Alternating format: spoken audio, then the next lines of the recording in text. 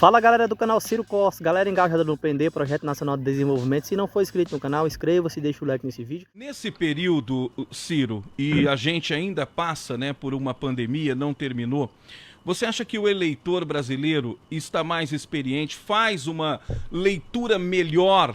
Eu vejo em alguns momentos a população apaixonada por política. E esse cenário da pandemia fez com que os políticos se tornassem protagonistas. Nós não tivemos shows, pararam os campeonatos de futebol, suspendeu-se gravação de novela. Então os políticos se tornaram os grandes protagonistas. Você acha que o eleitor vai para a urna mais experiente ou com uma leitura mais esclarecida daquilo que se apresenta como disputa eleitoral em 22? Olha, Lincoln, o nosso povo está tão machucado, tão sofrido, que pode acreditar a maturidade, sabe? O sofrimento foi uma lição muito amarga para todo mundo. As pessoas estão percebendo que a política faz a diferença literalmente de vida ou de morte. Quando a gente tem uma pandemia, não é, em que, por exemplo, 2/3 dos restaurantes não vão reabrir, fecharam. E você podia ter resolvido uma parte importante disso com política, com crédito. Anunciaram o crédito do Pronamp e o crédito ficou confinado a meia dúzia de amigos do rei e ninguém conseguiu capturar o dinheiro. Então, a diferença da vida ou da morte, né? Faltou oxigênio em Manaus. Isso a gente viu claramente. O Brasil entrou no fim da fila da vacina. Agora nós estamos vendo na CPI que foi a política, corrupção. Então, de fato, a lição é tão amarga, tão doída, sob o ponto de vista econômico, sob o ponto de vista das mortes que nós temos. Porra, você imagina 605 mil famílias e amigos, etc., enlutados. Eu mesmo perdi aqui uns 30 amigos e parentes e tal. Tudo isso trouxe para nós uma amargura muito grande. O importante é transformar essa amargura num esforço esperançoso de construir a virada que o Brasil precisa. Ciro, você falou há pouco, né, ainda diante desse cenário, muita gente votou no Bolsonaro para se livrar do Lula e agora quer votar no Lula, né, para poder se livrar do Bolsonaro. Aí vem o termo, né, que é um dos mais falados no Brasil, chamado terceira via. Independentemente de quem seja a chamada terceira via, e aí eu faço uma observação aqui, quero ouvir a sua opinião. O próprio termo terceira via não coloca, mesmo que involuntariamente, uma situação de que o eleitor, ao invés de escolher, tenha que se contentar?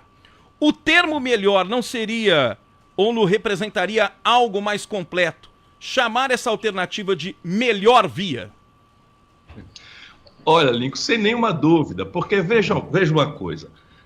Isso é um exercício preguiçoso da grande mídia. Claro que a gente não pode se queixar disso, porque a grande mídia, a gente não precisa obrigá-la a fazer um tratado de ciência política. Então elas acham ali um termo preguiçoso para dizer o seguinte: são os eleitores que não querem nem o Lula nem o Bolsonaro, como é que a gente vai chamar aqui? E aí alguém preguiçosamente chamou de terceira via e o efeito manada todo mundo está repetindo. Mas isso é um equívoco muito grosseiro, como você está revendo, porque as pessoas são diferentes. De fato, as pessoas são diferentes. A gente não pode comparar o Lula com o Bolsonaro sob o ponto de vista de pessoa, né? O Lula é um ser humano, o Bolsonaro, para mim, é uma pessoa cruel, perversa, que não tem apreço. O camarada e com a responsabilidade do presidente da República, numa hora dessa, dizer que a vacina causa AIDS é de uma irresponsabilidade criminosa, não é, diante de um povo que já está tão machucado, e a gente só vai encerrar o efeito estratégico grave da economia e nas mortes dessa pandemia na hora que a gente atingir 80% de vacina com todo mundo com a segunda dose. Nós estamos com 51%, Lincoln. E o presidente da República, ao invés de ajudar a fazer isso, ele não só não dá os exemplos, atrasa a compra da vacina, briga com quem produziu vacina, mas agora, ontem, anteontem, foi tirado do ar. Isso é uma coisa muito grave. Você imagina o Facebook e o Instagram tirar uma live minha do ar, porque eu andei mentindo, eu morreria de vergonha para nunca mais botar a cara na rua. Pois bem, tiraram hoje o Instagram e o Facebook, tiraram a live do Bolsonaro, presidente da República do nosso país, foi tirado do ar porque foi dito um mentiroso, internacionalmente denunciado, por conta de uma gravidade dessa. Então, repare, a gente tem que separar uma pessoa da outra, ok. Mas o modelo econômico, o irmão que está me ouvindo, você pode simpatizar com quem você quiser e eu respeito com a maior humildade, mas deixa eu lhe falar, pedindo a Deus que ilumine a minha palavra. O problema do Brasil não é Chico, Maria ou Manuel, acredite em mim. O problema do Brasil é o modelo econômico e o modelo de governança política. E o Lula e o Bolsonaro praticam rigorosamente o mesmo modelo econômico. Se você tiver dúvida, olhe na internet. Tripé macroeconômico, câmbio flutuante, superávit primário, meta de inflação, que são coisas para a gente explicar para o povo.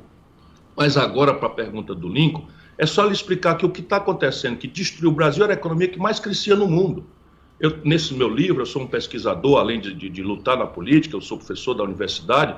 O Brasil, entre 1930 e 1980, era o país que mais crescia no mundo. Entre 80 e 2010, o Brasil caiu de 7% para 2,5% de crescimento. Mas veja o que está acontecendo hoje no Brasil. Entre 2010, PT na veia, Lula mandando, e 2020, o Brasil cresceu 0.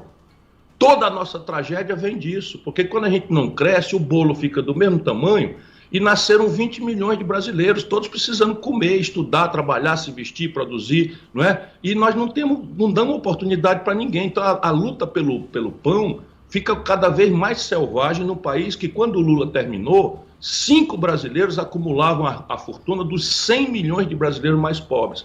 Então veja, é o modelo econômico. E o modelo de governança política, se a gente não acordar, meu irmão, pelo amor de Deus, preste atenção. Você está vendo aí, o Roberto Jefferson é um cara que está preso porque ele defendeu o Bolsonaro de forma agressiva, ameaçando as autoridades do Supremo Tribunal Federal. Pois bem, o Roberto Jefferson fez o discurso de defesa do Collor. Percebe, lá atrás, o Roberto Jefferson aparece no governo do Lula, naquele escândalo do Mensalão, roubando, porque o Lula deu para ele os Correios para roubar. Então, veja, muda tudo para mudar nada. Então, se a gente não colocar em debate o modelo econômico, que só privilegia a especulação financeira, quem produz e trabalha nesse país só leva nas costas, e o modelo de governança política, que deu à corrupção, à fisiologia, o centro do comando do país, a gente não vai achar a pista para sair disso. Todos os números brasileiros. Então, não é terceira via, nós estamos precisando discutir uma mudança de rumo estratégico no Brasil. E é isso que eu estou pedindo, volto a dizer, pedindo a Deus que ilumine a minha palavra, porque o povo brasileiro não aguenta, não resiste mais. Eu não estou falando só do povão pobre, não, Lincoln. Nós temos hoje 15 milhões de desempregados, 6 milhões de pessoas desistiram de procurar emprego, 40 de cada 100 brasileiros estão trabalhando hoje na mais precária informalidade. E sabe o que é a informalidade? É uma jornada semanal de 60 horas, o cara levar para casa R$ 2.000, sem nenhuma proteção de nada, nem do salário mínimo, nem de hora extra, nem de férias, nem de licença paternidade, nem licença maternidade, e pior de tudo, porque hoje a gente tem que viver e está tudo certo, a gente até acha que levar 2 pilas para casa numa situação dessa já é um privilégio. Mas e quando chegar a doença e a velhice? Quando chegar a insegurança de não poder mais trabalhar? Quem vai sustentar? Nós não estamos falando de uma minoria, nós estamos falando da esmagadora maioria da força de trabalho do Brasil que está caminhando para um país sem proteção na velhice. Tudo isso é o que nós temos que discutir.